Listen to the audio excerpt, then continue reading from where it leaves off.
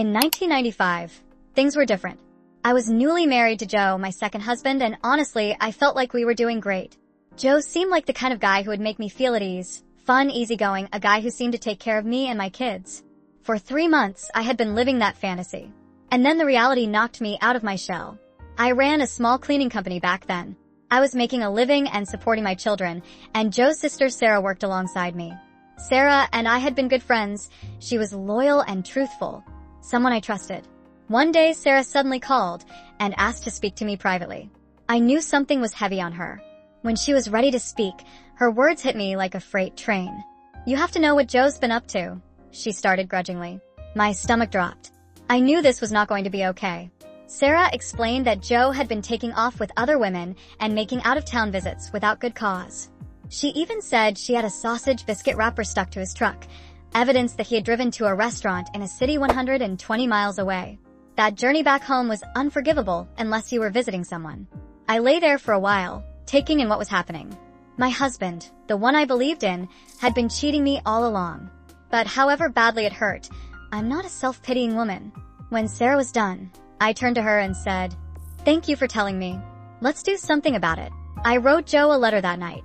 This was no ordinary letter. It was an account of everything I had known, every deception, every girl, every trip. I explained everything, without omitting a beat. The next morning, I handed it over to Sarah.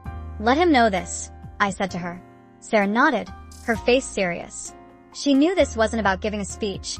It was about me getting my power back. The next day, I desperately wanted to hear how Joe had responded to the letter. When Sarah came to work, she couldn't stop laughing. "Oh, he's dying," she said, smiling. "You've got to be a witch or something," he continues. "He thinks you have some sort of supernatural power." I laughed out loud. Joe had always been kind of a superstitious type, so the thought of being a witch intrigued me. And then it dawned on me, Halloween was just around the corner. What is better to provoke him than to tap into his silly fears? I looked over at Sarah with a smile.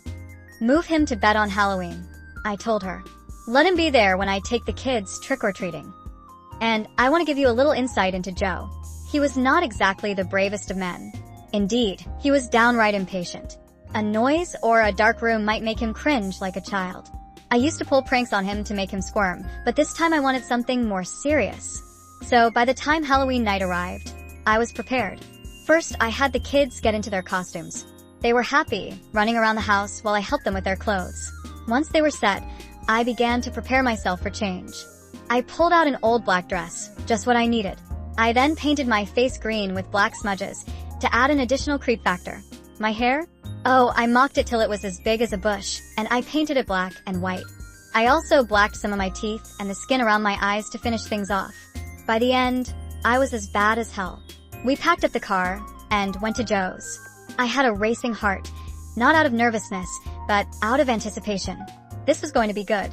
After we arrived, I instructed the kids to remain quiet as I approached the front door. I knocked hard, ensuring that it rang through the house. Sarah opened the door, and when she saw me, her smile lit up in a childish way. "Oh, Joe," she cried, struggling to contain herself. "You have got a visitor?" Joe approached the door, and when he looked at me, his face lit up. His face went pale, his jaw clenched, and his eyes almost seemed to leap out of his head. I hugged him tight, giving him my worst devilish smile, and said in a husky voice, "Hey." I took off my mask. I really am a witch. For a while, he merely stood there rooted.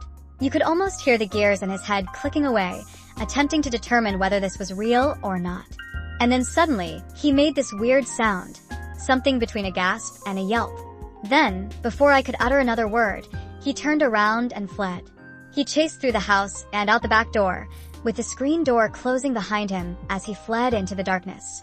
I turned and saw the children, who had been staring out into the backyard, rolling on the floor laughing. Sarah was leaning against the doorframe, clutching her stomach from laughing so hard. Even 2 neighbors who had walked their kids outside were laughing. The whole episode felt like a sketch. Joe didn't return for a while, and I honestly didn't mind. That evening, the whole house exploded in laughter. Not sobs, not rage, but simply raw delight. It was magical to turn the tables, to make what could have been heartbreaking feel liberating. That Halloween lingers in my mind now, all these years later. It wasn't a joke, it was a declaration. It taught me that whatever you go through in life, You can always do it better. And as for Joe, let's just say he never let me down again.